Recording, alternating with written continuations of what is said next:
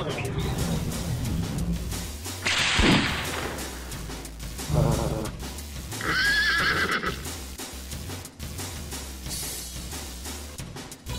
you're going to meet that girl, you've got a date, you want to smell good.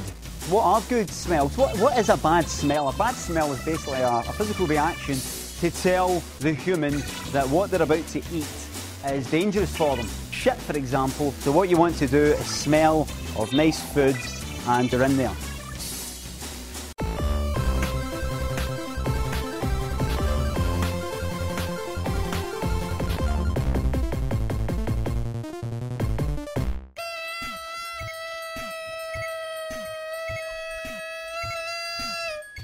Hello and welcome to the last episode of videoGaiden. It's a big final show celebration! Yeah, it's been a total flop. It's not been the success we hoped for, but it's finished now, so we might as well have a big shins up.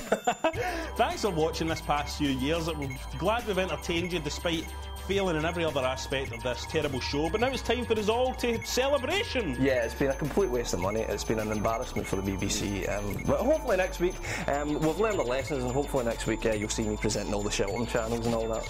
Yes, so you're all welcome to join me in a celebration of this terrible, terrible career decision of mine that I like to call videoGaiden. Hooray!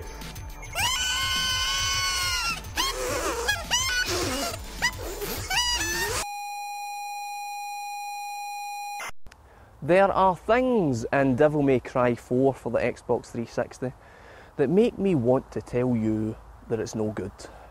I can't do that though. I have to stay balanced. I have to use my gaming journalism, which I'm sure you're aware I have an awful lot of. A hugely successful series, Devil May Cry. I loved the first one, which is what perplexes me slightly about number 4, because it's a Capcom title that, for its age, is very immature. Like I said, I loved the first game in the series, but honestly, being honest, I just don't get Devil May Cry. And that argument from the hardcore fans that say, you need to master the fighting engine, don't you? You're not good enough at the game, that's why you don't like it. No, wrong. Honestly, be honest with yourself here.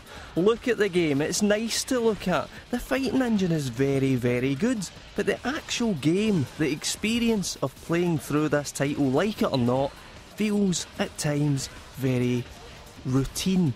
This shouldn't be happening with a game this enormous. Let me tell you what Devil May Cry 4 does. It stalls for time. Makes you go through areas you've been in half a dozen times already. Makes you fight the same enemies you've fought over and over and over again. It even, get this, it even rehashes boss battles. Makes you fight the same bosses multiple times. That's weird. Why is the game doing that? The boss battles are great. Maybe I'm just saying that because it's a change from the mountain of normal fights that you need to power your way through. But no, the boss battles are beautiful, stunning sometimes, but they just go to footage, they'll be sick of looking at me. So you're a big fan of the series and now you're probably out for my blood. That's fair enough, perfectly understandable. The standard mince you'll love hearing about is that in this release you start the game as Nero and not Dante. Nero is like Dante's secret admirer. He dresses like Dante, fights an awful lot like him, and he has the same embarrassingly terrible scriptwriter as Dante. The difference being that Nero is a bigger arsehole than Dante, and he uses the Devilbringer power, which allows you to grab foes from a distance and perform big damage and make orbs fire out of corpses. Okay. It's by no means a worthless game, but because it's the success that it is, you do have to look closer at it and try and dissect why it's the success that it is. And I've done that, and I'm still not sure.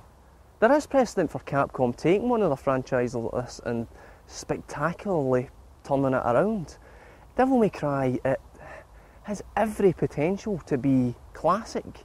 It has the fan base, and it's made by the greatest games company in the world. So let's see what the next one's like. How come furniture respawns in this game? Is it a bug?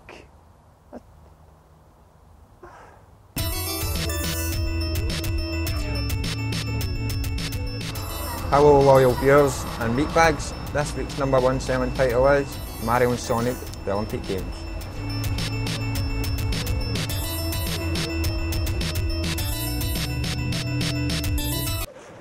Oh, and there he is. Who is it? That is a man. It's a Castlevania game. And this is a Castlevania. It's Another- Castlevania, the Chronicles Another- of Dracula on the PSP. Another Castlevania game. Yeah, but this is a Rondo of Blood. This is allowing all the tramps who couldn't afford to get Rondo of Blood for the PC Engine, all the tramps can now play it and enjoy it. Well done, Tramps. And what's the gimmick with this game? The What gimmick is is, if you defeat Rondo of Blood... What's the innovation? That's what I need to know. If you defeat Rondo of Blood, you can unlock Castlevania Symphony Is of the that Night. his real name, Rondo of Blood? You can defeat and Rondo of Blood and a man... Is that Minotaur Man? He is the good guy.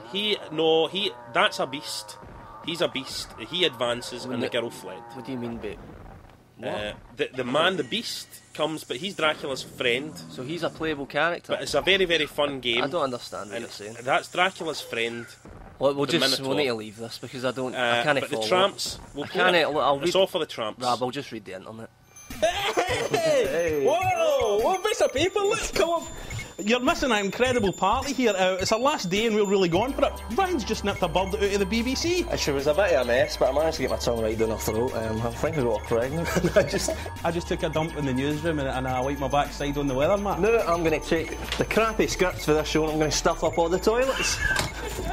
While Ryan's doing that, let's take a look at some of the least bad moments from this horrible series of videoGaiden.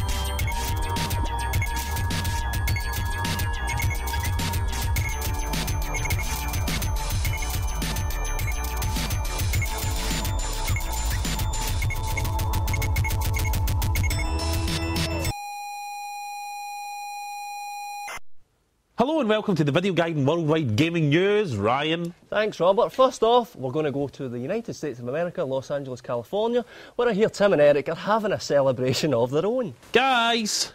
Hello, Rab. Hi, Rab. Hi, hello. Hey. Welcome. Hey, Rab and Ryan. Here we are in United States of America, Los Angeles, California, having another beautiful day. This week has been so much fun. Coincidentally, it's Tim's dad's birthday and my dad's birthday on the same week, so we had a... They're not twins. No. But we always celebrate with a cake and a pie. And a song. Good morning. Good morning. Good morning. Now it's time to fly across the border from America into England to speak to everyone's favourite English man, Jerry Union Jack McLaughlin. Jerry. What are we doing this news crap for again? Just stay the news, Jerry. Just tell us the news. Where's my show? Thought I was getting a show. Where's my show? Why are we doing this news English. crap? Why would we give you a show, Jerry, on our show? Why have you not given me a Do show? the English news. Jerry. Where's my show? Is it because I'm English? Just shut up. Are you racist? Stay the news. Give me. Where's my show? Where's my show? Where's my show? Where is it? I want a show. Jerry, You said I was getting a show. Jerry, You're calm acting like a down. nutter. Give me my show. You're not getting away with this. You're not getting take this off me. I'm coming. Jerry. That was the gaming news.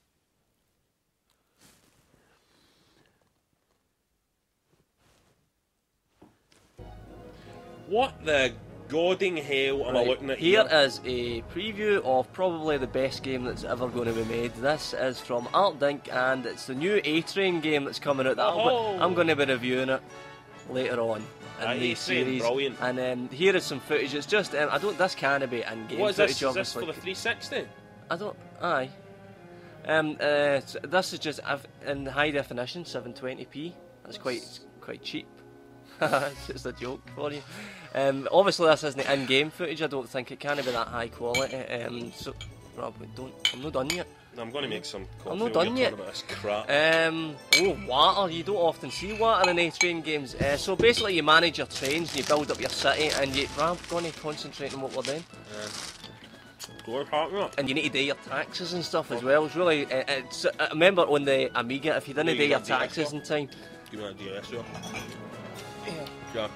If you didn't do your taxes in time, I've run out of time.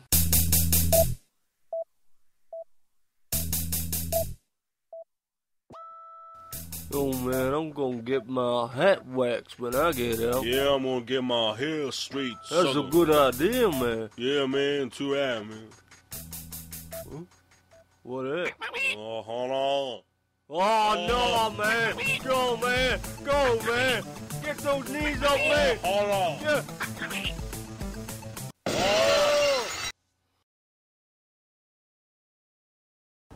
McLeod, get out of the class, you bold boy. It's pathetic. Now for the rest of you, thanks for attending this lecture. An appreciation of the Dynasty Warriors series with particular focus upon Dynasty Warriors 6. Stop laughing at the back of the class, McLeod. Now, less upstanding institutions than our own may have led you to believe that there's something wrong with the Dynasty Warriors series. That is not the case. The only thing that is wrong is this belief that these games are nothing but mindless button bashers. McLeod, stop picking your nose now! Now, at first glance, this game may seem very similar to the earlier entries in this wonderful series.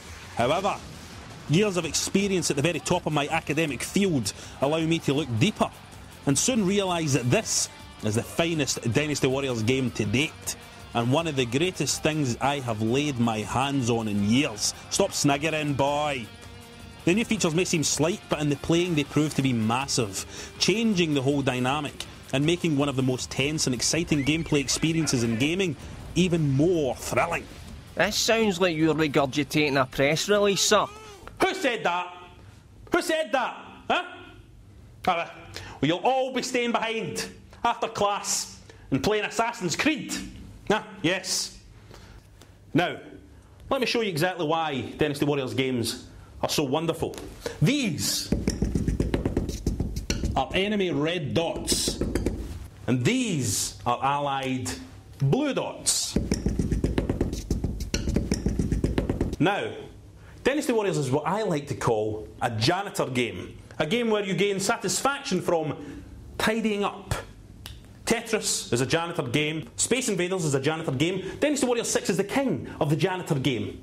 A game where you clean away the untidy red dots and fill your world with a wholesome and godly blue. This should satisfy you very, very much. It's a game that sees you make constant choices. It's far from being mindless. As the battle rages around you, you have to decide your next assault on the fly, constantly devising new tactics as the battle ebbs and flows. Do you assault or assist? Do you defend or advance? You don't make this decision once, you make it forever. And it's this constant unpredictability that keeps this enormous game fresh. Now, you have a plethora, McLeod, plethora, look it up later. A plethora of characters at your disposal, and each of these characters provides a different gameplay experience. No palette swap here. Now, you may be an archer who has to stand back from the battle and clear enemies from afar, or you may be a rough and tumble sort, much like you fancy yourself, McLeod, eh? A rough and tumble sort who gets into the thick of the action, who gets the job done. There is a lot of game here for your buck. Now, when you grow up, small boys, you will learn that there is little in life that is as satisfying as this. You claim an enemy camp atop a mountain, only to hear that your general is in danger of being routed at the other end of the battlefield. You run and leap from the mountain top, slide down the cliff-face land, whistle for your horse, leap onto its proud back, ride across rivers and streams and into hordes of enemies. The saviour, a god among men. There is too much to say about this wonderful video game. I haven't even touched on the brilliant co-op mode, which sees you and a friend, not that you've got any, McLeod, swapping strategies as you lead two-pronged attacks on the enemy. I haven't even touched on the beauty of the character design or the wonderful battle animations. Your homework then. Get yourself a copy of Dynasty Warriors 6 and start your studies. This is the perfect place to start an understanding of this wonderful, wonderful series. On you go. Oh, and you, hey boy, best give these knickers back to your mother. She left them in my tractor.